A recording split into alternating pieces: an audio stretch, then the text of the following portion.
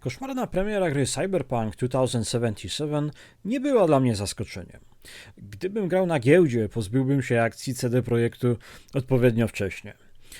Rychło też o tej grze zapomniałem, w końcu jest tyle innych rzeczy do grania. Tymczasem projekt poboczny w postaci serii anime powstawał sobie we względnym spokoju, wbił się znienacka i zmiażdżył oczekiwania. A poważniej, producentem projektu jest Rafał Jaki, który pracował w CD Projekt przez 10 lat do połowy 2022 roku i zajmował się m.in. znaną z Wiedźmina grą karcianą Gwint, jak również mangą Wiedźmin Ronin, no i Cyberpunk Edge Runners właśnie. Człowiek, którego nazwisko jest rozchlapane wielkimi literami w openingu, ukończył japonistykę i posługuje się biegle japońskim, a jak się dowiedziałem od mojego kolegi No Name Mana, którego w tej chwili pozdrawiam, pan Rafał prywatnie jest też młodszym bratem polityka Patryka Jakiego, z którego mocno konserwatywnymi poglądami często się nie zgadzam, ale nie mówmy tu o polityce. I co pan na to, panie Patryku? Historię opracowali polscy scenarzyści Bartosz Sztybor, Jan Bartkowicz i Łukasz Ludkowski. Na jej podstawie scenariusze odcinków stworzyli Masahiko Otsuka i Yoshiki Usa, a reżyserem jest nie kto inny jak Hiroyuki Imaishi ze słynnego studia Trigger. Człowiek ten w przeszłości odpowiedzialny był za film Dead Leaves, który ostrożnie polecam, Tengen Toppa Gurren Lagann, który jest jednym z moich ulubionych anime w ogóle, czy miejscami skatologiczne Panty and Stalking. Aha, no i Kill la Kill. Z grubsza wiem, czego się po tym człowieku i jego produkcjach spodziewać, ale nie tym razem. Bo owszem, mamy tu do czynienia z dobrze znanym stylem animacji, czyli rwane, szybkie ruchy, mnóstwo się dzieje naraz, jest niemądrze, energicznie i wesoło. Jedyny mój w miarę istotny zarzut do tego anime byłby taki, że fabuła nie zawsze pasuje do tego stylu animacji. Bo opowieść jest składna i przemyślana, subtelna gdzie trzeba i ekstremalnie brutalna w niespodziewanych momentach. Postacie są pełne i zmieniają się wraz z upływem czasu i nowymi doświadczeniami, zamiast być zwykłą wycinanką.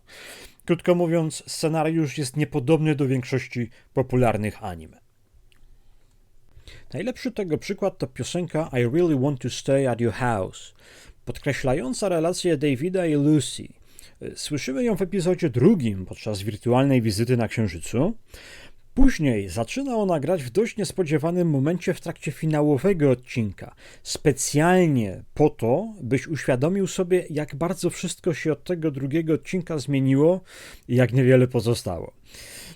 Zresztą cała oprawa muzyczna jest świetna. Oprócz nowych utworów, niektóre kawałki z gry trafiły też do anime, a są świetnie dobrane. Od openingu po Czarnego Konia soundtracku Are You Ready for Tomorrow? No i oczywiście wspomniane już I Really Want to Stay at Your House. Do tej pory hasło cyberpunk kojarzyło mi się głównie z drapieżnym synthwave w stylu twórczości Dance with the Dead, ale anime mocno zmieniło moje zdanie odnośnie tego, co pasuje do tego klimatu. Wspomniałem o tym, że animacja potrafi być bardzo szybka i są momenty, w których ciężko się połapać w akcji, ale nie jest to pełny obraz. Mamy też momenty spokojne, dające chwilę na złapanie oddechu i przetrawienie wszystkiego, poczucie klimatu, zrozumienie bohaterów. Miejscami czułem się, jakbym oglądał jakąś OVA z lat 90. typu Armitage V-Third, gdzie pstrokate kolory na ekranie ustępowały metalicznej szarości i chlustającej ciemnoczerwonej krwi. Moje ulubione odcinki to drugi, ze względu na scenę, gdzie Lucy, nasza Lucynka, zaprasza Davida na wirtualną podróż na Księżyc i do pewnego stopnia otwiera się przed nim, mówiąc mu o swoim marzeniu. Wprawdzie ta romantyczna, oniryczna podróż kończy się szybko i niespodziewanie, ale jest kluczowa dla fabuły. To był moment, w którym zacząłem myśleć, że Edge Runners może być czymś więcej. Kolejnym przełomowym odcinkiem jest epizod 6. To właśnie on najbardziej przypominał mi te OVA sprzed kilkudziesięciu lat. Ale napięcie zbudowano w nim w sposób, który bardziej mi przypominał filmy Quentina Tarantino. Potrafi on, dzięki samym dialogom i podbijanej stawce, stworzyć bardzo napiętą sytuację, choć jego bohaterowie nawet nie opuszczają pomieszczenia, w którym się znajdują. Wydarzenia z tego odcinka, pokazane ponownie w nieco oniryczny sposób, łączą ekstremalną brutalność z niemal poetycką nostalgią, co bardzo, ale to bardzo mi się spodobało. No i świetne zakończenie. Finałowy, 10. odcinek to po prostu miazga. Mniej więcej masz pojęcie, do czego to wszystko zmierza. Masz rację, mamo, wiem, że mi się uda, obiecuję ci, dotrę na sam szczyt budynku Arasaki. Ale ciągle masz nadzieję, że do tego nie dojdzie. Mniej więcej do momentu, gdy bezduszny Adam Smasher mówi swoje słynne już "Can you really afford distractions now?" Can you really afford distractions now? I już wiesz, że inaczej nie będzie. Zakończenie mówi nam wszystko, co trzeba i jedyne, co pozostaje widzowi, to usiąść i mocno zastanowić się nad tym, co właśnie obejrzał, ewentualnie zacząć się produkować na ten temat w mediach społecznościowych. David, główny bohater, dostał w trakcie serii wystarczająco dużo powodów, by dołączyć do cyberpunkowego podziemia.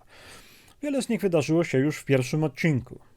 Mimo coraz większej ilości cyberszczepów, które sobie instaluje, do końca serii pozostał bardzo ludzki. Właściwie jego wahania, rozterki i pragnienia stanowią jeden z filarów fabuły.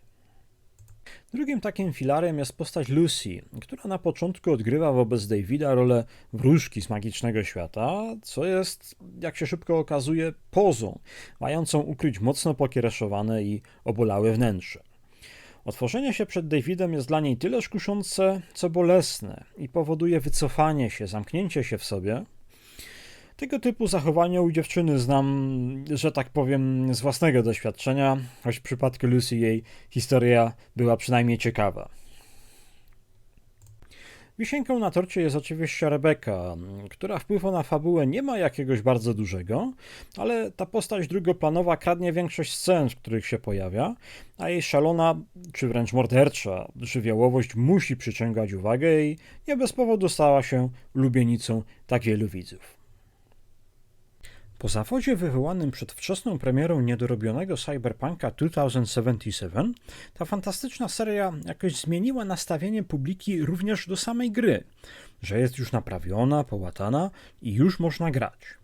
Nie wiem, czy to prawda, bo niespecjalnie się nią interesowałem, ale faktem jest, że CD Projekt złapał wiatr w żagle, ogłosił kilka nowych projektów, a Cyberpunk 2077 zaczął znikać z półek i pobił rekordy grających równocześnie na Steam.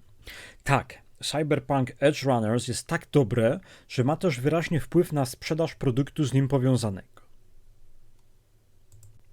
Jeśli chodzi o mnie, to może jest za wcześnie, by rzucać hasłami typu jedno z najlepszych anime, jakie widziałem w życiu. To pokaże czas. Czy będę za rok, 2 czy 5 pamiętał o tym tytule, tak jak pamiętam o Ewangelionie, Gunbusterze czy Made in Abyss? Ale to, co mogę powiedzieć już teraz, to bardzo się cieszę, że powstało i że jest popularne. No i że jest z inicjatywy moich rodaków, którzy wnieśli coś naprawdę dobrego do świata anime, czego paręnaście lat temu nawet sobie nie wyobrażałem. I mam nadzieję, że na tym nie poprzestaną. Serdecznie polecam.